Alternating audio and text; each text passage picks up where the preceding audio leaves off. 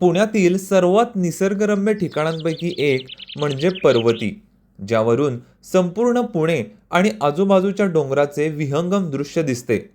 शांतता आणि ताजी हवा मिळवण्यासाठी हक्काचे ठिकाण म्हणजे आपली पर्वती. पायथ्यालाच असलेल्या महादेवांचे दर्शन घेऊन चढायला सुरुवात केली.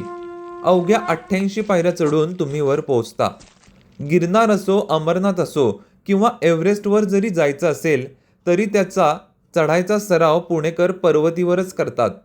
श्रीमंत नानासाहेब पेशव्यांनी सन 1749च्या आसपास येथे श्री देवदेवेश्वराचे भव्य मंदिर बांधले. याच सोबत विठ्ठल रुक्मिणी, कार्तिक स्वामी, भगवान विष्णू यांची मंदिरे व पेशवे संग्रहालय देखील येथे आहे. श्रीमंत बाजीराव पेशवे यांची कास्य धातूची अश्वारूढ मूर्ती म्हणजे साहस आणि शौर्याचं प्रतीकच.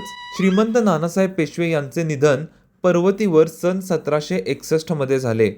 अशा या ऐतिहासिक आणि मराठी साम्राज्याचं प्रतीक असलेल्या पर्वतीला नक्की भेट द्या. माहिती आवडल्यास चॅनलला सबस्क्राईब करा. धन्यवाद.